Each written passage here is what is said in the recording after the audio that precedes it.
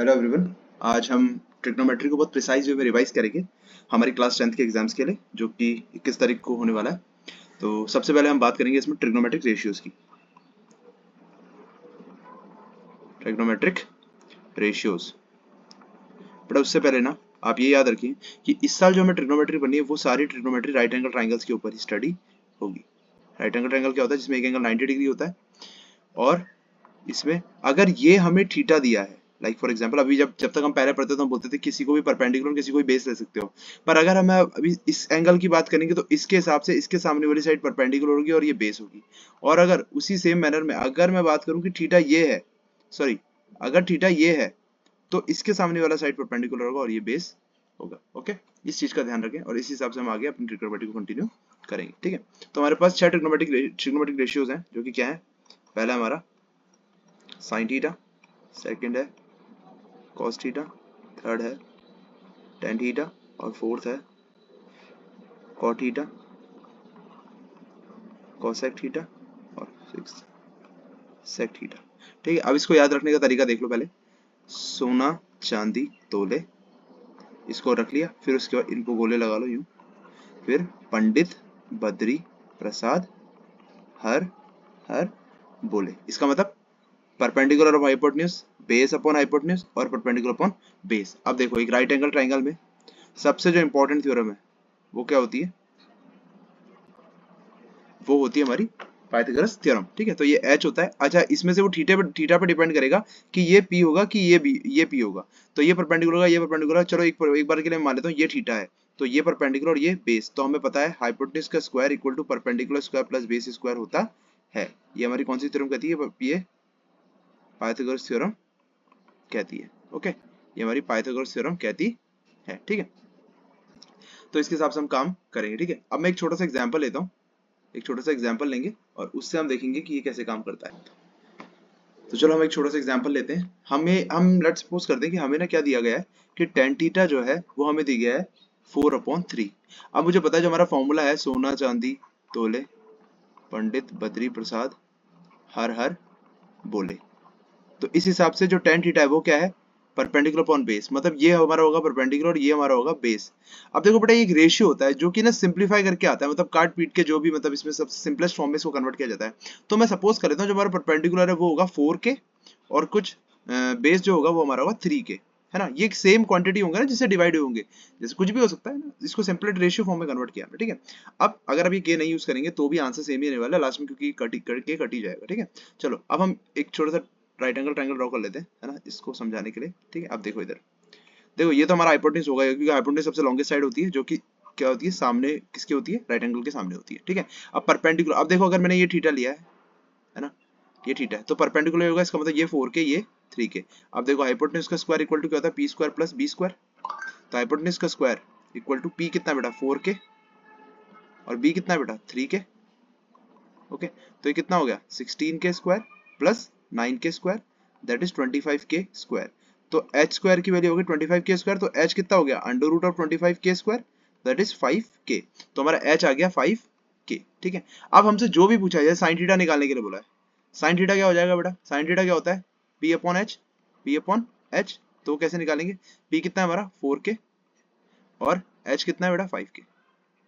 ये लो, कैसे के कट गया? 4/5 हमारा साइन थीटा आ गया। ठीक है, अच्छा ये ना, अब आप बोलोगे सर अगर मुझे कॉस बोल देते हो, ये वो उससे कॉसेक बोल देते हो, तो कैसे निकालेंगे? ठीक है, तो इसके लिए देखो मैं आपको बताता हूँ।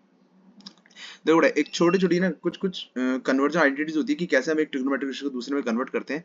तो उसके लिए देखो, सबसे पहले ये समझो कि जो टेन थीटा होता है ना, वो क्या होता है? Sine theta upon cos theta. और ये किसके बराबर भी होता है? 1/cot थीटा के बराबर भी होता है। और ठीक है, ये क्लियर है। अब cot थीटा क्या होता है बेटा? ये 1/tan थीटा होता है, या ये कह लो इसका tan थीटा का उल्टा ना, तो cos theta upon sin theta. Okay, अब एक ये कन्वर्जन आपको याद रखने पड़ेंगे। ठीक है, और छोटी छोटी आइडेंटिटीज देखो, दो चार देखो। यहाँ पे जैसे जो cosec थीटा होता है, cosec थीटा क्या होता है? 1/sin theta. मतलब sin थीटा जो भी है उसका उल्टा cosec होगा। और ऐसी sec थीटा किसका उल्टा होता है बेटा? cos का। तो जो cos होगा उसका उल्टा क्या होगा? sec। तो बस अगर p, जैसे मान लो मैंने अगर बोल दिया p अपॉन h भाई साइन है, साइन थीटा क्या होता है p अपॉन h, तो कोसेक क्या होगा, कोसेक थीटा क्या होगा h अपॉन p, बस इतना इजी है। ओके चलिए अब आगे चलते हैं।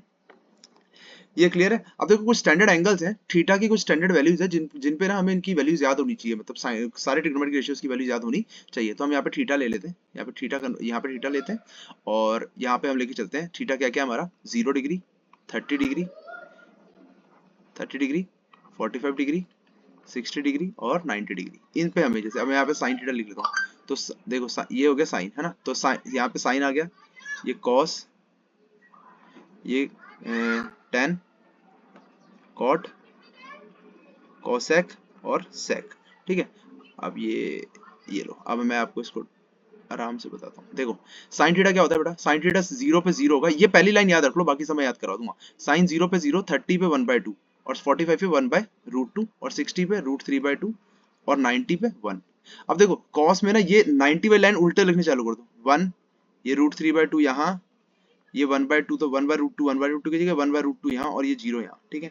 अब बेटा tan के लिए क्या करेंगे, tan के लिए इनको, tan क्या होता है साइन अपॉन कॉस, अभी बताया था, तो 0/1 कितना होता है 0, 1/√2 और 1/√3, 1/√3 ये होगा 1, ये कितना होगा √3 और ये कितना होगा ये। अब देखो 1/0 आ गया, अब नीचे 0 पॉसिबल नहीं होता, इसलिए क्या होगा not defined, not defined, fraction define नहीं होगा ना फिर।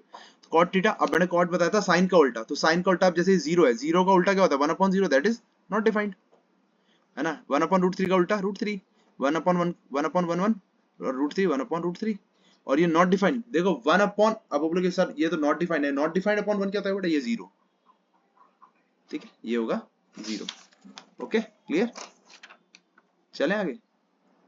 हाँ अब देखो, हाँ तो जो कॉसेक होता है वो साइन का रेसिप्रोकल होगा, दैट इज 0 है, तो 0/1 कितना होगा नॉट डिफाइंड, ये तो हमें पता ही है। अब 1/2 का उल्टा 2, 1/√2 का उल्टा √2 और √3/2 का 2/√3 और 1/1, ठीक है। अब सेक, सेक किसका उल्टा होता है बेटा, सेक हमारा आपको पता है हमें किसका होता है, कॉस का उल्टा होता है, तो कॉस का उल्टा 1/1, √3/2 2/√3 और ये होगा √2 और ये 1/2 का 2 और 1, देखो 0/1, 1/0 not defined.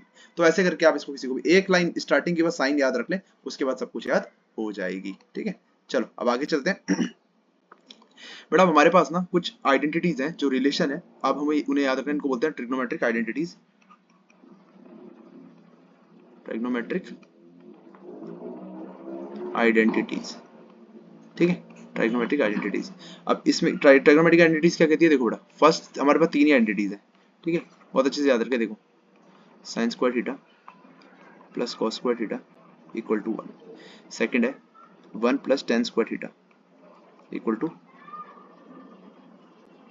Sec square theta, ठीक है, और सेकंड थर्ड क्या है 1 plus cot square theta equal to cosec square theta. अच्छा इनको थोड़ा सा हम शिफ्टिंग करके भी देखो, ऐसे ऐसे भी लिख सकते हैं, sec square theta minus tan square theta equal to 1, बस कुछ नहीं करा है, टेन को उठा के इधर ले गए, है ना। यहाँ पे देखो cosec square theta minus cot square theta equal to 1। अब बेटा इसके ऊपर एप्लीकेशन देखो, एक चीज याद रखना बेटा, अगर मैं इस आइडेंटिटी को यूज कर रहा हूँ ना, तो इसका मतलब ये जो थीटा है ये दोनों में सेम है, ये थीटा जो है ये दोनों में सेम है, ये थीटा जो है इन दोनों में सेम है, तभी ये आइडेंटिटीज यूज हो पाएगी, ठीक है। ओके थैंक यू, होप आपको ये पसंद आया हो, तो प्लीज अच्छे से अपनी मेहनत करते रहिए और एग्जाम अच्छे से दीजिए।